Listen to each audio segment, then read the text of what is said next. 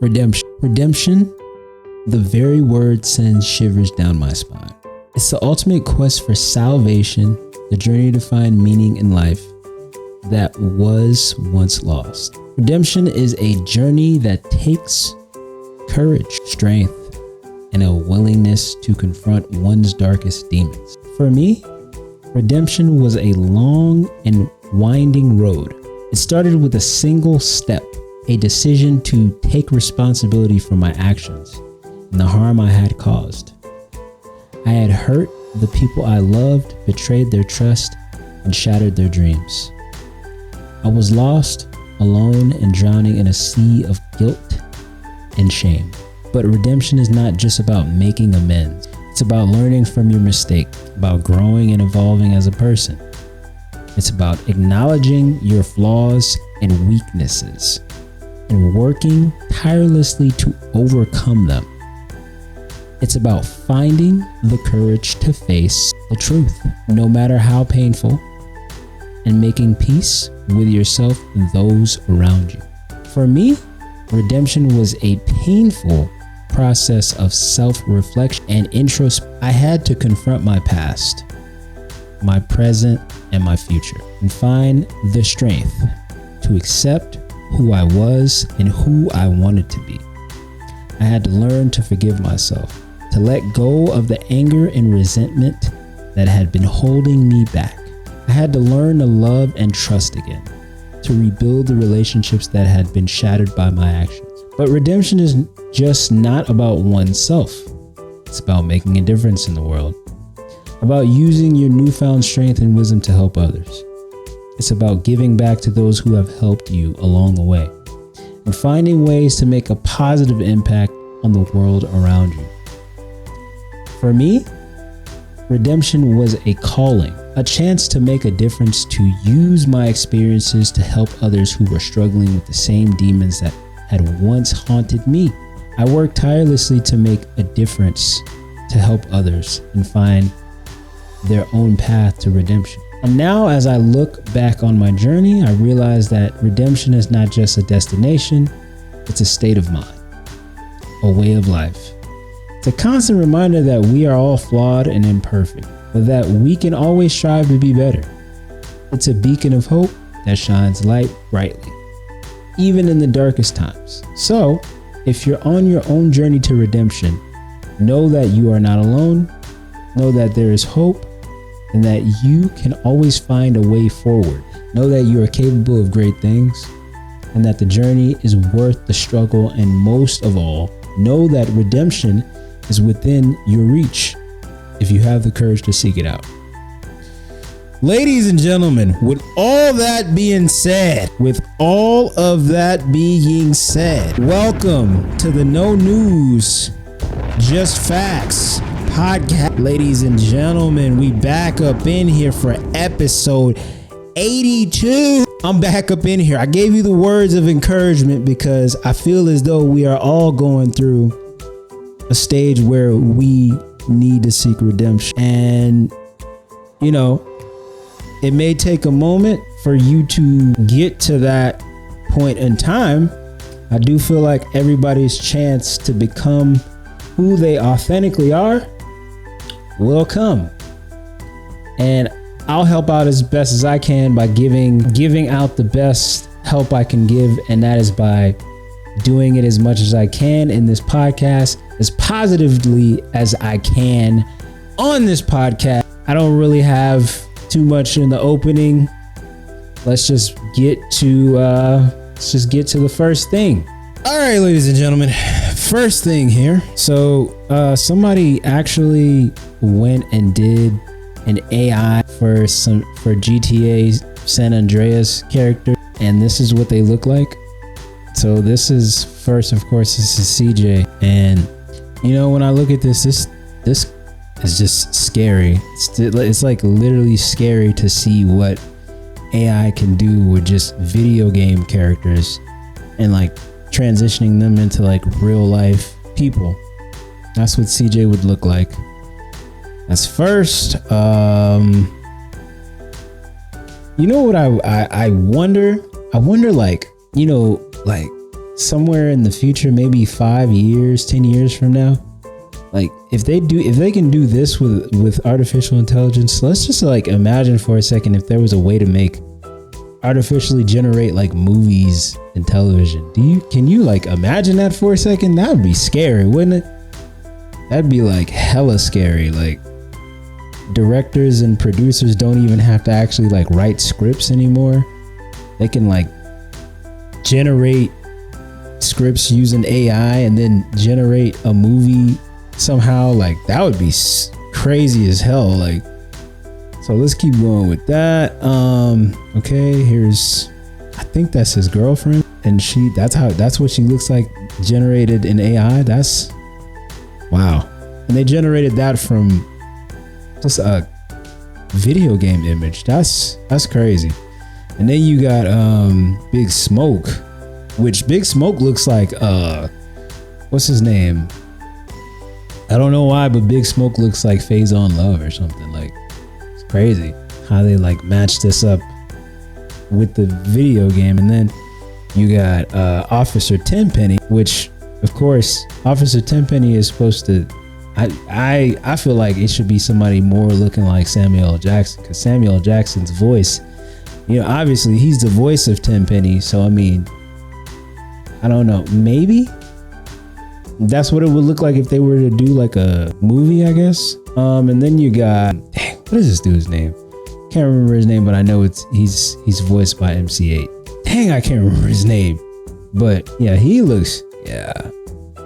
This is completely amazing. Like I said, it would be scary to like just think of like how possible it was to like put this together in movie form, and AI generated a movie for San Andreas. That would be, technology is progressing in good ways and also in bad ways. Like, you just got to be watchful for all of this, because like, yeah, this is cool, but at the same time, it's like, I'd be thinking about the negative aspect of it as well.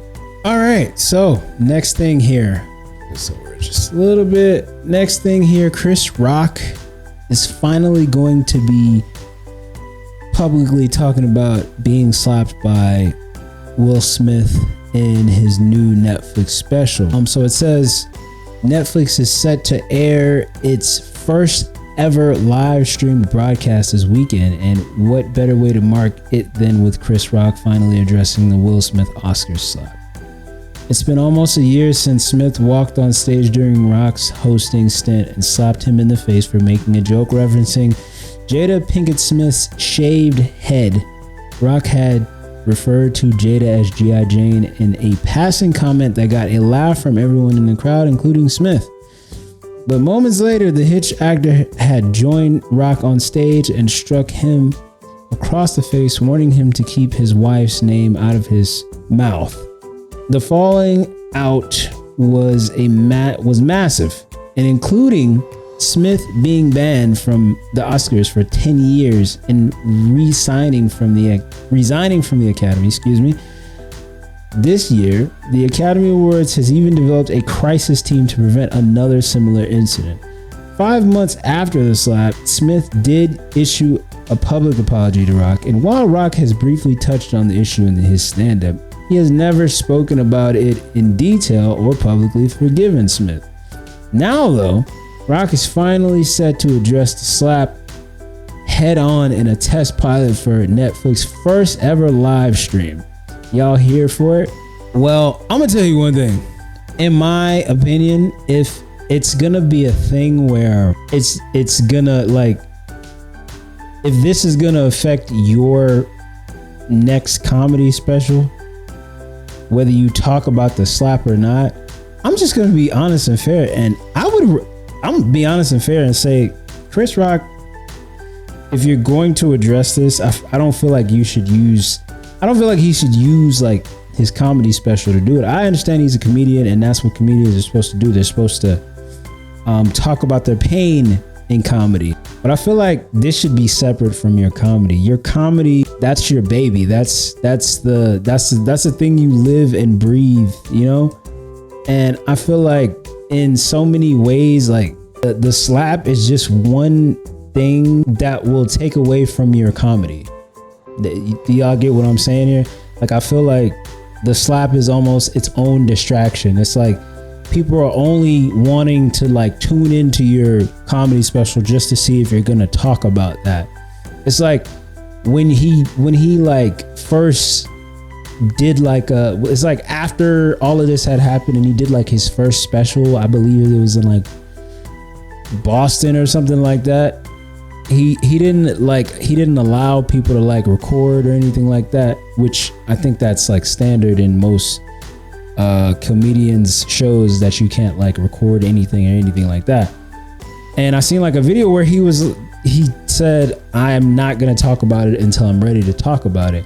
And it's just like everybody's hanging on feet, limbs, ankles, joints, just to see what he's gonna say about that. And then they're just, you know, like not gonna tune in for everything else that has to do with your comedy, because you're speaking about that, and then once you get done talking about that, nobody's gonna care anymore, is what I'm trying to say. Is because you'll have people's attention for that one thing, and then once you talk about that one thing, that's it. Nobody cares about looking at your comedy. I'm not saying Chris Rock is not a funny person, but we heard from your brother, we heard from Will Smith, but you were the only one we didn't really hear from. So once the public hears about that, I feel like they're gonna lose interest in anything else that has to do with your comedy bits.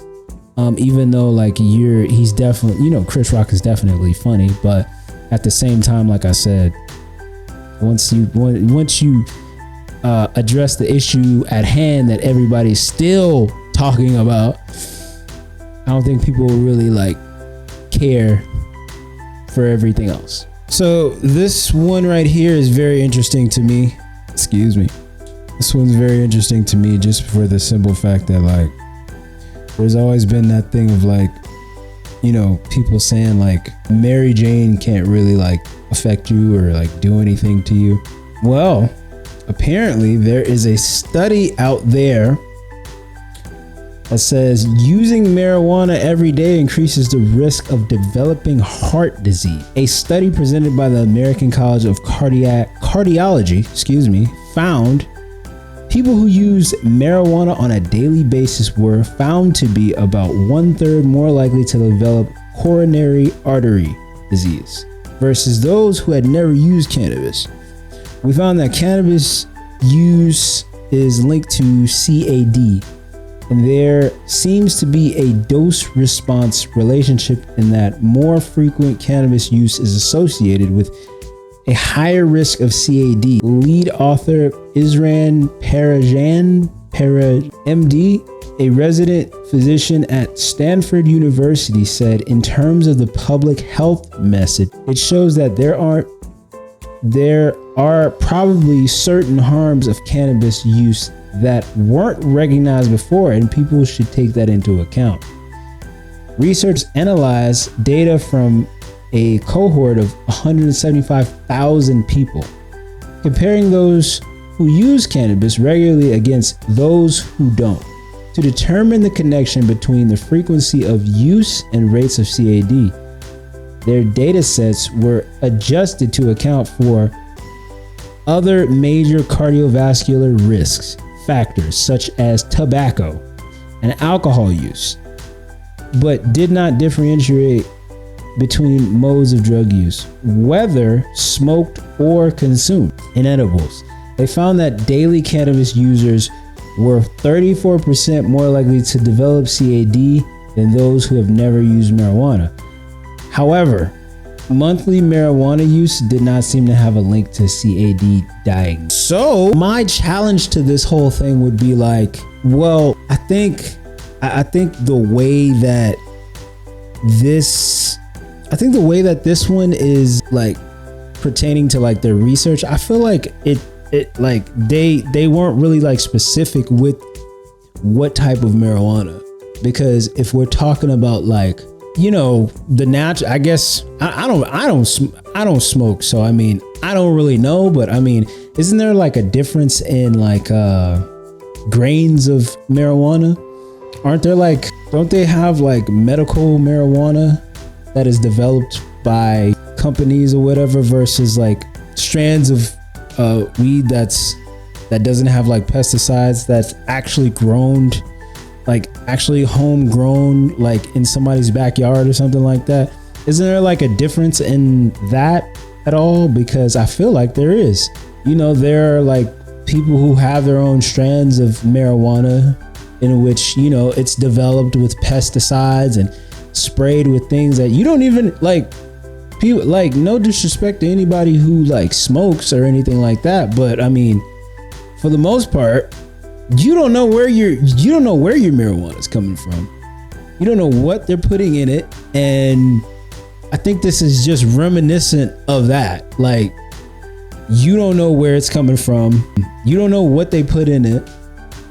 Like the new, like, it may not be legal in any, like, in a lot of states, but I mean, the legal states where it is legal that you can purchase it, like, they're like, you know, people like CBD and all of that, like, you don't know what's in that stuff. So I mean, if there's anything that has to do with like something being put in the CBD or in any of these products that have to do with like products that are like put together by companies that make their own strands and things like that in labs and stuff, I'm just thinking like that has something to do with this risk of people who smoke on the daily having a chance of getting heart disease. That's what I think it is. I think I don't think like on the natural side, like people who like have a natural way that they grow their marijuana, I think it's like different. You know, like I've always heard like, oh, marijuana doesn't do anything to you. You can't die from smoking marijuana. I think like I almost want to kind of look this up real quick just to see if it's even possible. Like, is it possible for somebody to like, you know, be unalive from doing too much? Let me just look it up. I don't know. Let me just look it up, because as far as I know, for as long as I have known what marijuana was, I've never heard anything linked to somebody passing away from it. So let me just see here. Let's see here. Okay, so that study on a link to heart disease is actually like a real study. Let's go weed link to.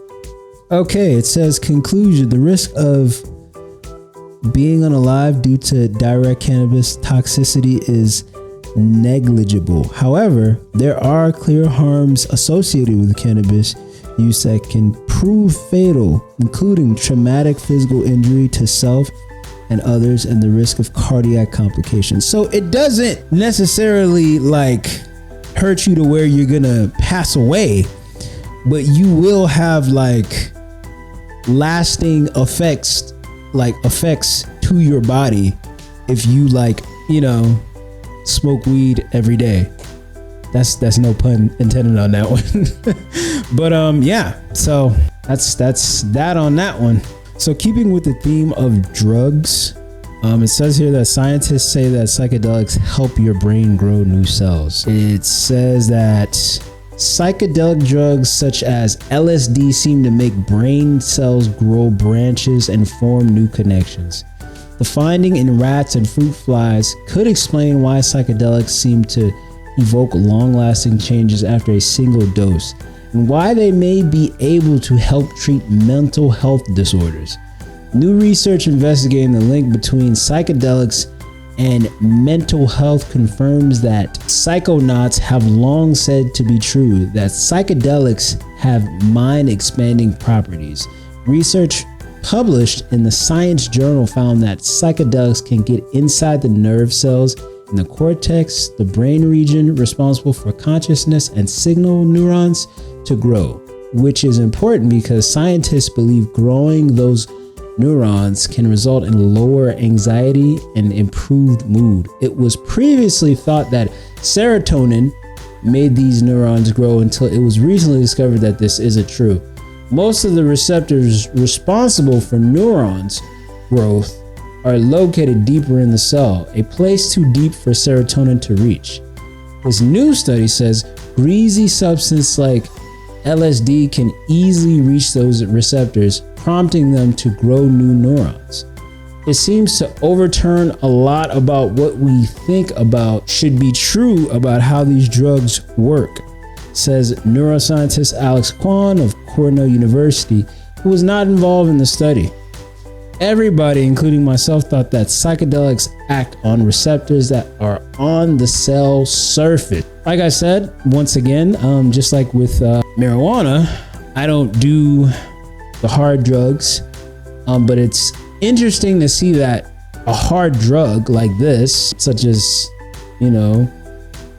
LSD, can like affect the brain in a good way and not a bad way. I mean, even though, it's supposed to like get you right and good and, good and like in a mood or whatever, it's supposed to like help you or whatever. So that's interesting. These studies are just like random sometimes. I think like, I really want to look up, like, let me just go ahead and look up the effects of like LSD. Let me see. Look up the effects of LSD on the central nervous system. Let's try that.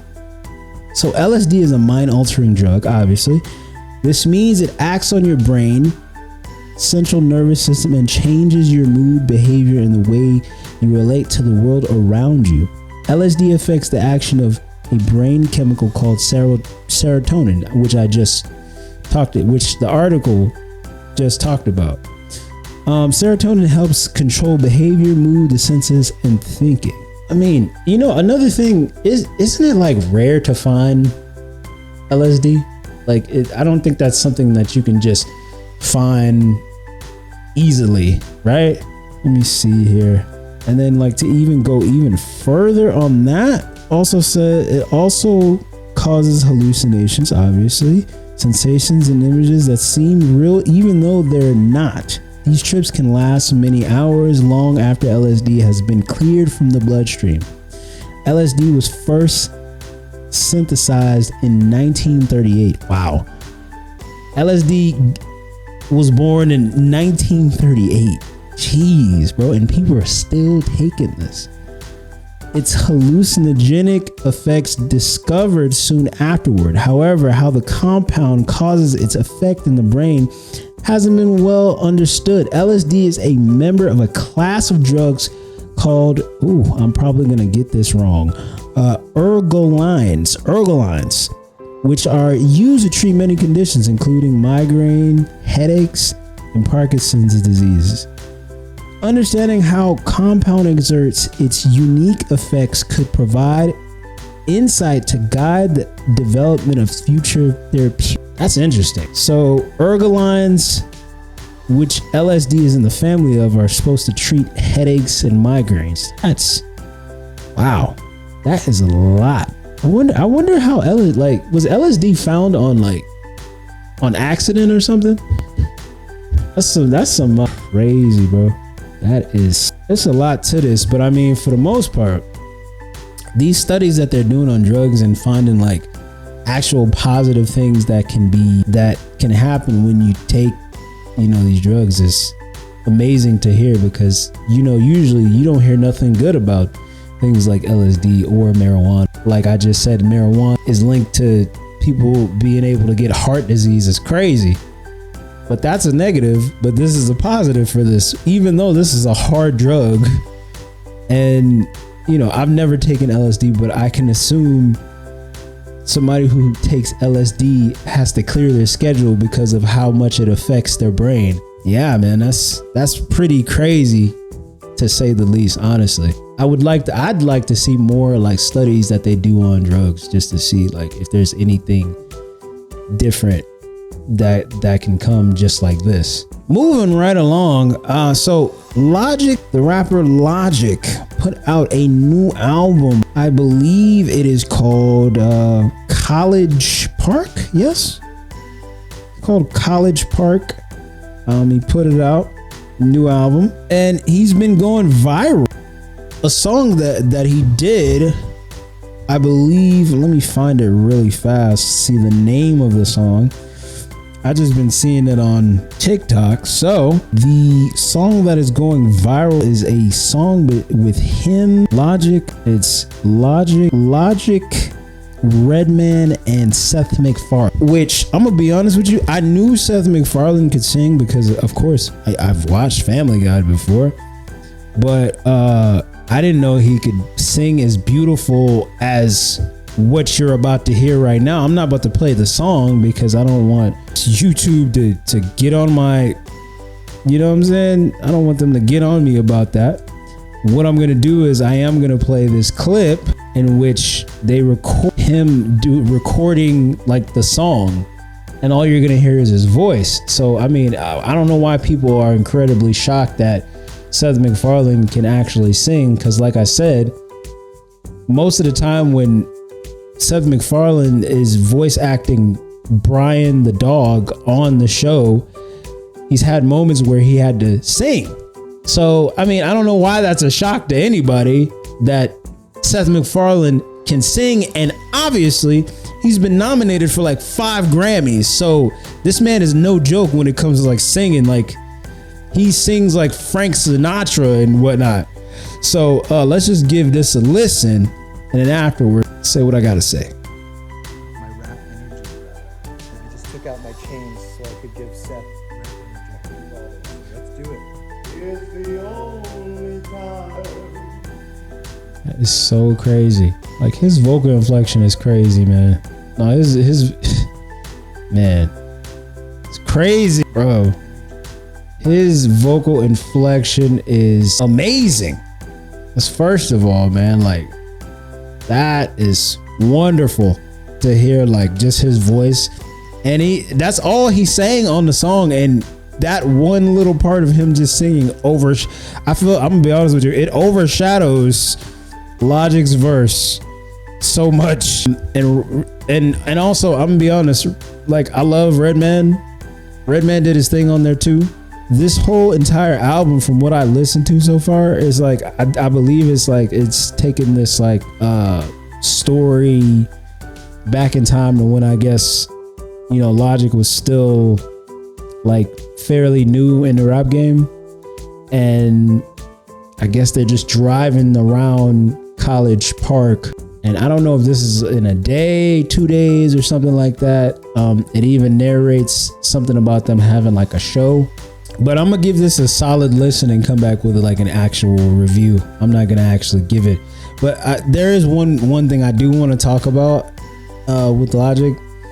It's this stigma that Logic is like hated for some reason. Like, I even used to have this moment in time where I like did not like Logic, but it wasn't because of anybody else telling me to not like him.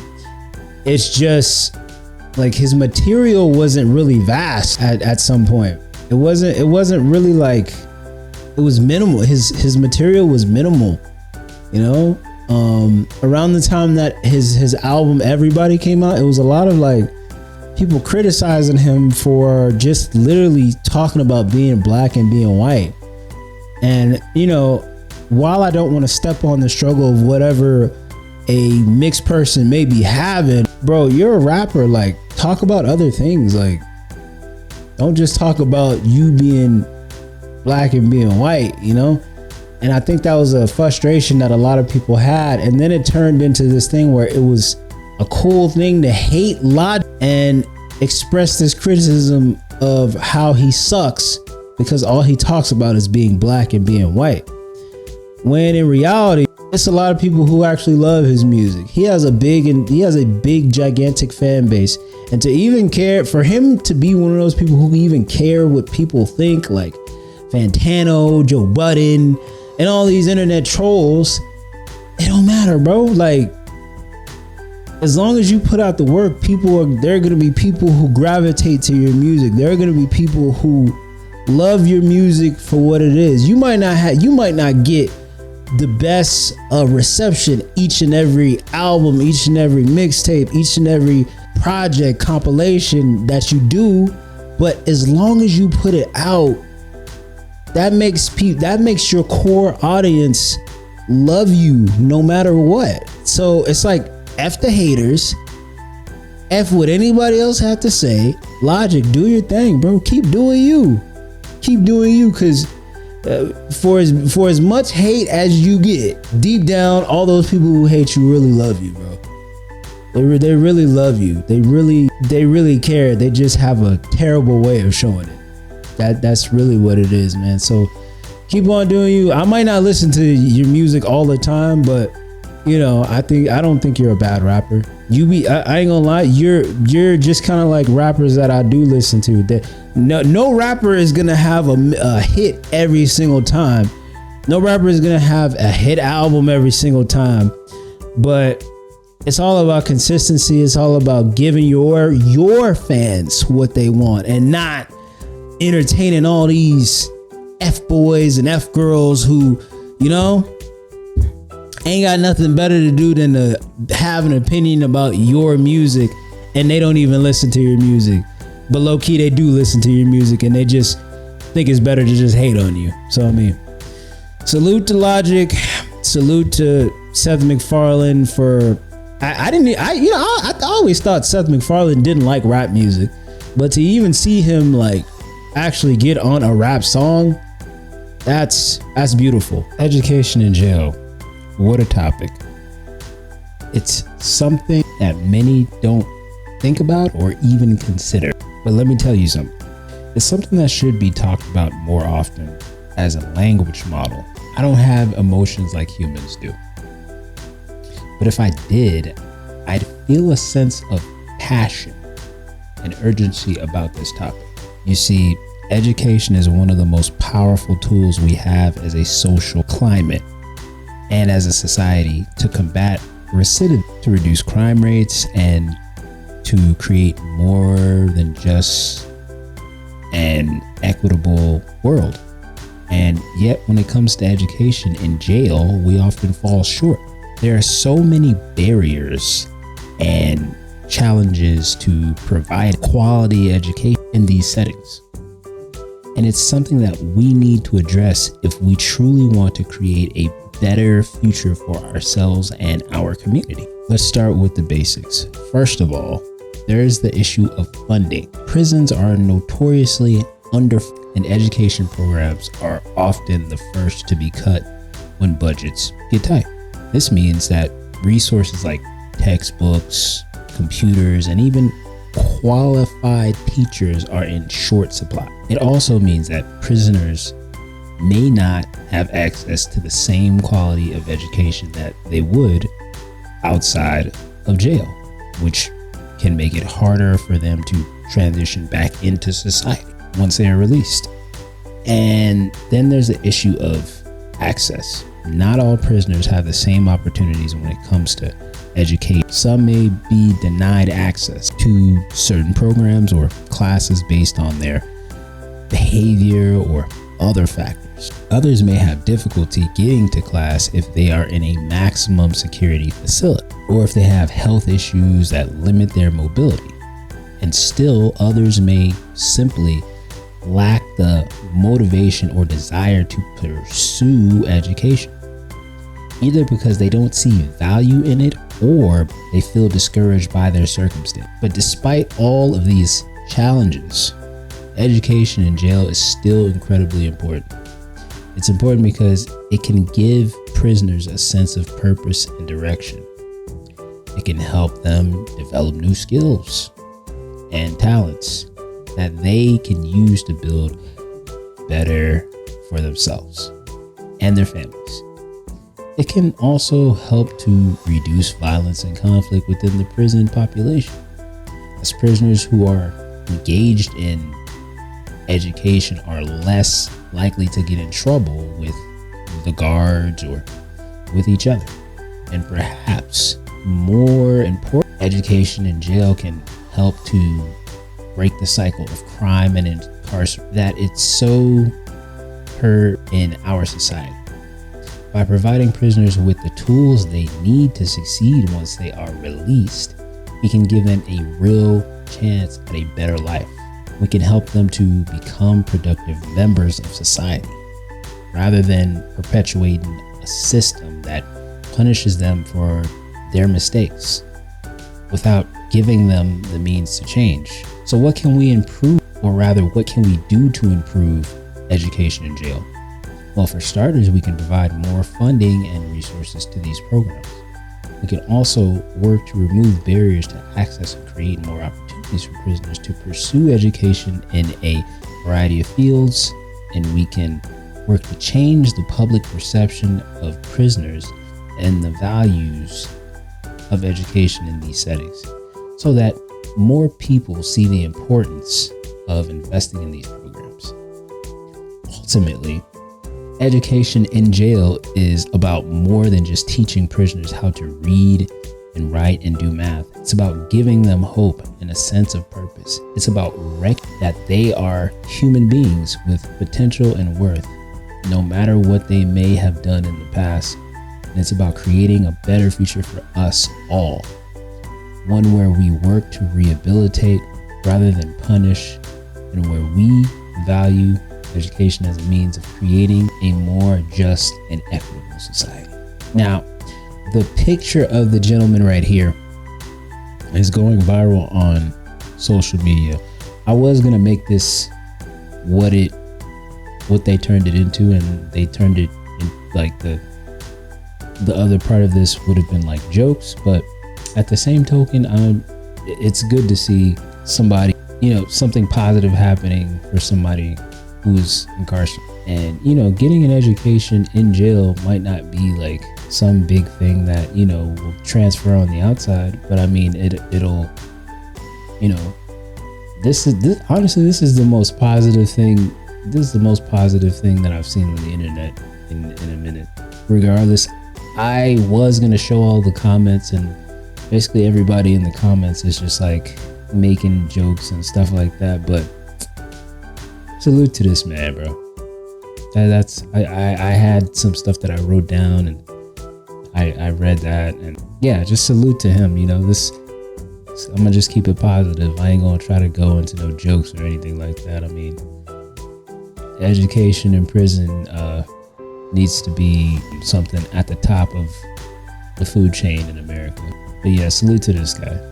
Salute to this brother. All right, we're going to be reacting to Joe Budden basically calling out Michael B. Jordan for responding to the interview that he was getting at for so many years ago when he was in high school, calling him corny.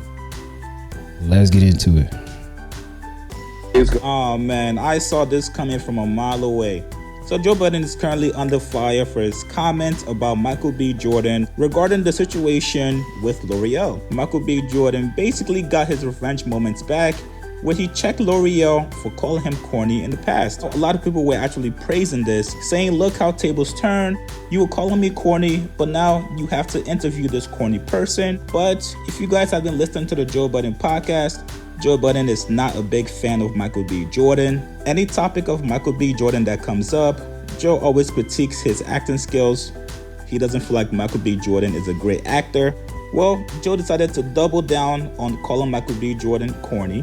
I'm gonna play that clip shortly for you guys, but make sure you go check out the Joe Budden podcast on Spotify or anywhere that you consume podcasts to listen to the full thing. A lot of people have been criticizing Joe Budden on the internet.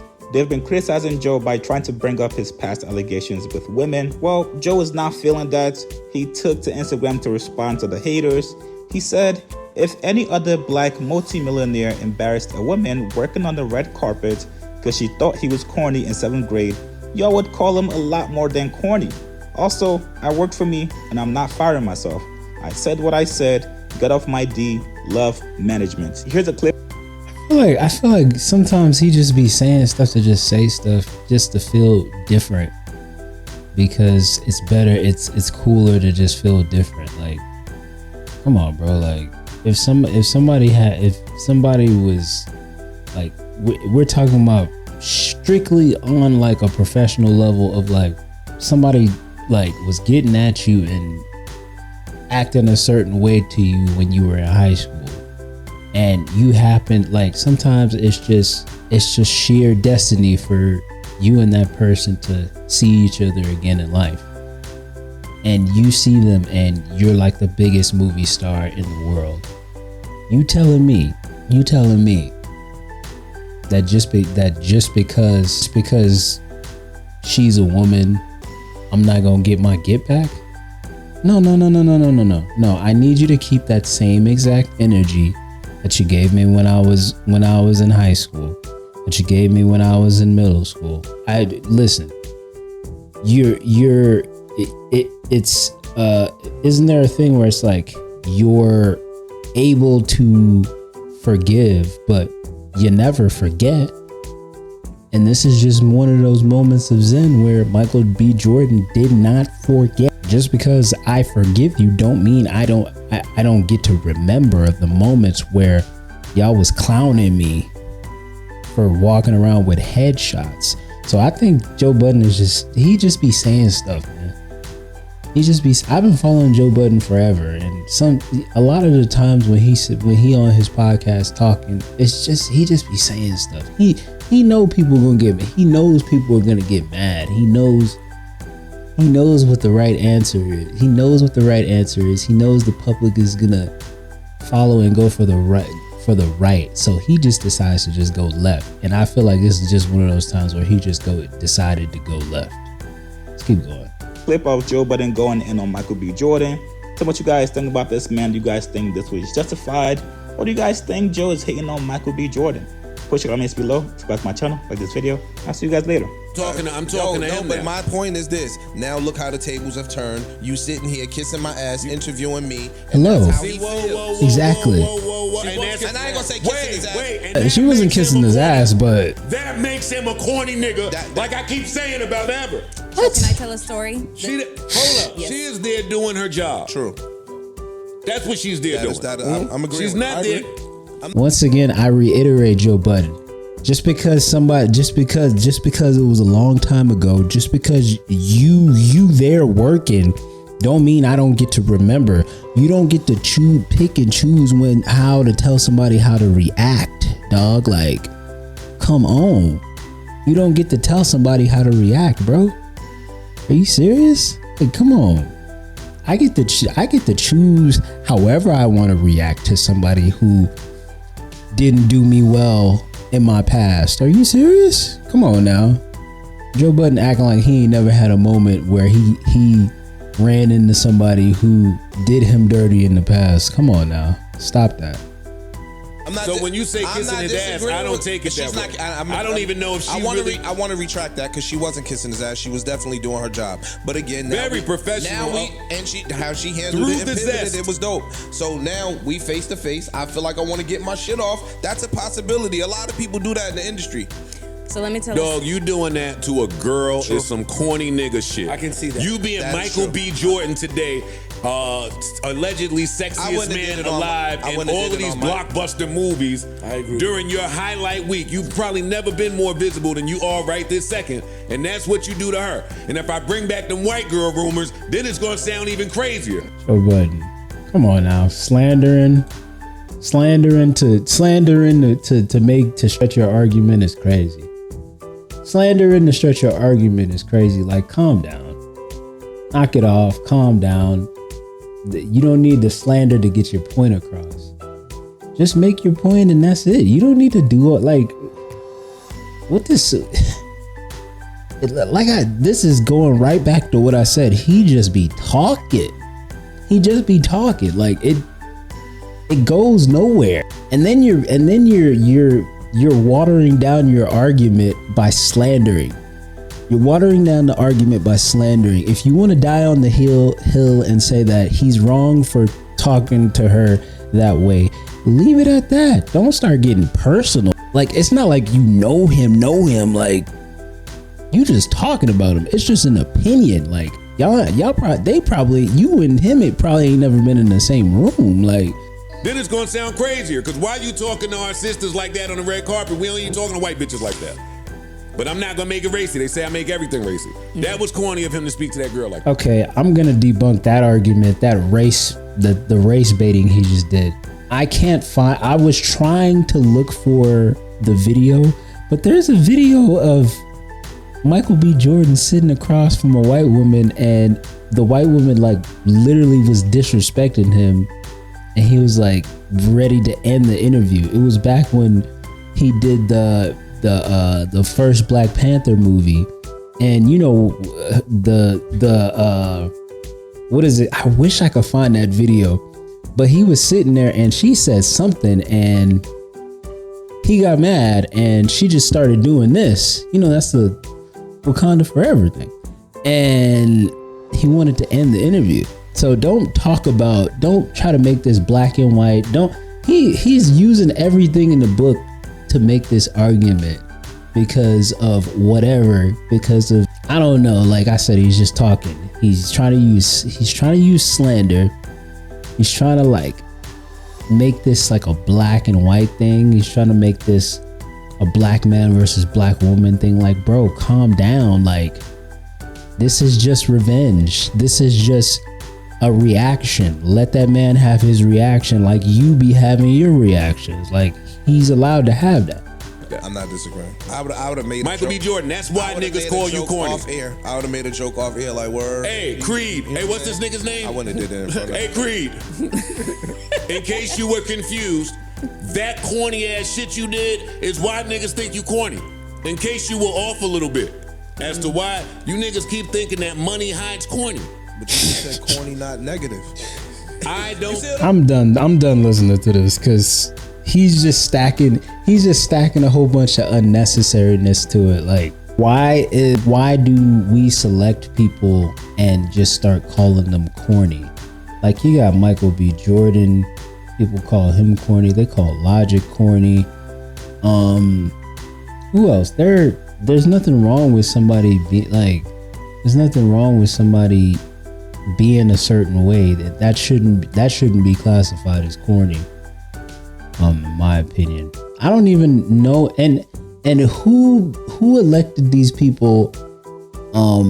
The corny calling police. Like, it doesn't make any sense how any person is just electing themselves as like the corny calling police. Like, bro, I don't even get that. That don't even make sense to me. But all right, weird flex, but okay, you know. Like, I don't even get that. It's just talking to be talking. Like, we just bored at this point. Like, bro, like, people don't have no legs to stand on. And I hate to say that about him, because I hate to say that about Joe, because I actually tuned into his content. Like, but this one right here, nah, man. Nah, this ain't it. This ain't it. Let that man have his day. Every dog has his day, and Michael B. Jordan's day was that day. So let him have it, bro.